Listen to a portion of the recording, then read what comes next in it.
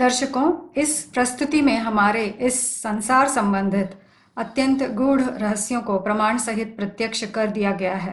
प्रत्येक विषय गीता से ही नहीं अपितु कुरान, बाइबल, गुरु ग्रंथ साहिब एवं चारों वेदों और मनुस्मृति के संदर्भों द्वारा समर्थित है। आपको जानकर आश्चर्य होगा कि यह विषय कितने व्यावहारिक माना प्रैक्टिकल हैं। श्रृंखला 1 के इस चौथी कड़ी में हम गीता अनुसार धर्म और अधर्म की स्पष्ट परिभाषा जानेंगे। भगवत गीता अनुसार धर्म की परिभाषा से एक रहस्य का उद्घाटन होगा। जैसा कि पिछले प्रकरण में विश्लेषण किया गया, संस्कृत शब्द धर्म का अर्थ है सुगुण संपत्ति या सुधरापन या श्रेष्ठाचार। शास्त्र शिरोमणि भगवत गीता के दैवी और आसुरी संपदाएं नामक 16वें अध्याय के निम्नलिखित श्लोकों में गुणों की सूची का विस्तृत उल्लेख है। दैवी गुण या स्वभाव 16वें अध्याय के पहले, दूसरे और तीसरे श्लोकों में इन रेखांकित शब्दों के संस्कृत शब्दार्थ को जानने से पर्याप्त है। जो चलिए देखें इन शब्दों के अर्थ। अभयम शब्द का अर्थ है निर्भयता, सुरक्षित भाव। दमः शब्द का अर्थ है इंद्रियों का संयम। आर्जवम का अर्थ है सरलता, ईमानदार, सीधे साधे। अहिंसा शब्द का अर्थ है किसी को दुख न देना, सद्भाव। सत्यम माना सत्यता या प्रामाणिकता। अक्रोध मीनिंग क्रोध मुक्त। शांति माना शांति या मन की शांति। अपैशुनम दूसरों के दोष न देखना। अदुष्टता चुगली न करना, दुर्भावना रहित। दया प्राणियों पर दया। अलोलुप्तम का अर्थ है लोभहीनता, वासना का अभाव, किसी भी इच्छा से मुक्त। मार्दवम शब्द का अर्थ है कोमलता, सौम्यता, मीठापन। ह्रीहि शब्द का अर्थ है लज्जा या शर्म।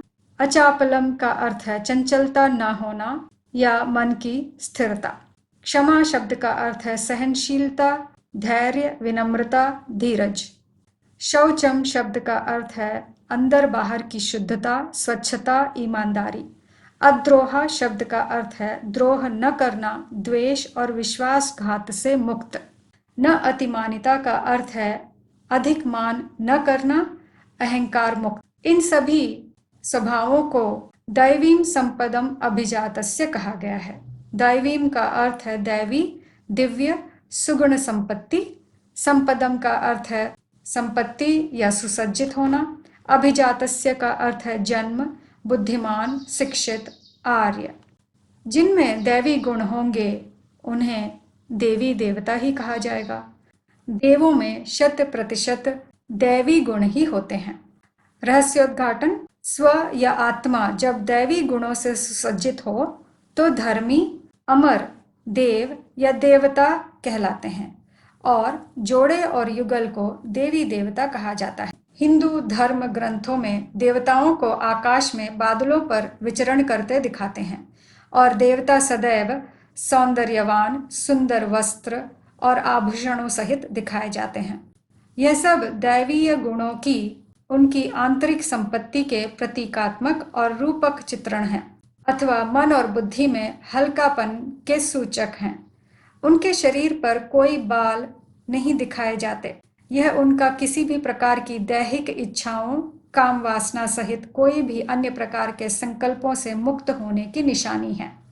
इन गुण संपत्तियों के आधार पर हमने जाना कि देवी देवता भी मनुष्य ही हैं। दूसरे अध्याय के 15वें श्लोक में भगवान अर्जुन से कहते हैं, यदि तुम इंद्रियों के विषय में अनासक्त रहोगे तो अमरत्व के योग्य बनोगे। इसका अर्थ है अर्जुन जो नर था वही अमर देवता बनने वाला है, जिसकी शिक्षा भगवान उसे दे रहे हैं। अर्थात मनुष्य को ही देवता बनने की शिक्षा भगवान द्वारा मिलती है।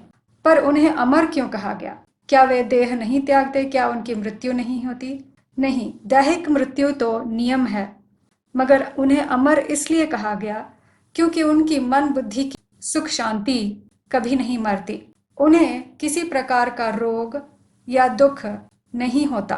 वे संपूर्ण अत्यंत सुखमय जीवन व्यतीत करते हैं, जिसका वर्णन गीता में सुखम अत्यंतिकम शब्द का उपयोग कर किया गया है। और 16वें अध्याय के 5वें श्लोक में दैवी संपद विमोक्षाय कहा गया है, माने दैवी संपदाएं होने पर वे दुख से मुक्त होते हैं, संपूर्ण सुखी होते हैं। उनके मन बुद्धि की शांति और सुख कभी भी भग्न नहीं होती। इसी वजह से वे अमर कहलाते हैं। श्रीमद् भगवद गीता में अधर्म शब्द का परिभाषा और रहस्योद्घाटन।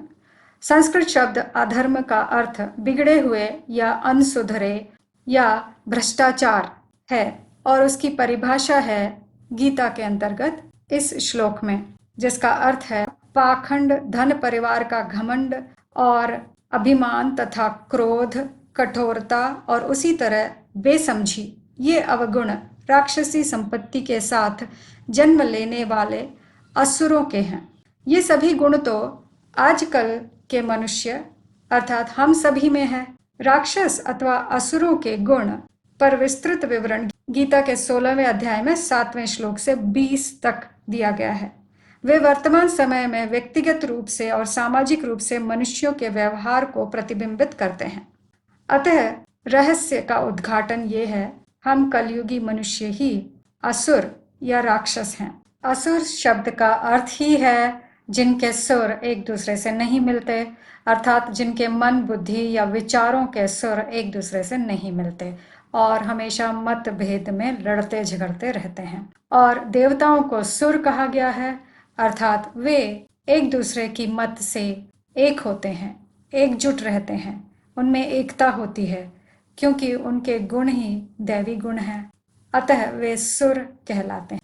असुरों और दानवों को इस रूप में दिखाया गया है जो उनकी आंतरिक कुरूपता का चित्रण है।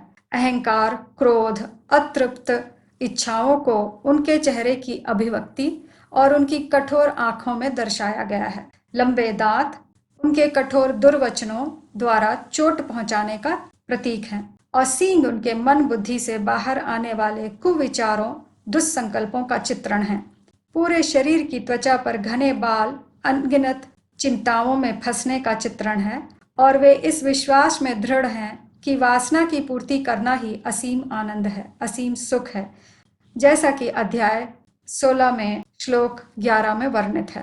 16वें अध्याय के 21 और 22 श्लोक में कहा गया है, काम, क्रोध तथा लोभ ये आत्मा का नाश करने वाले नरक के 3 प्रकार के द्वार हैं, इसलिए इन तीनों को त्याग देना चाहिए। इन तीनों अंधकारमय नरक के द्वारों से मुक्त हुआ मनुष्य आत्मिक कल्याण का आचरण करता है, जिससे परम गति को पाता है।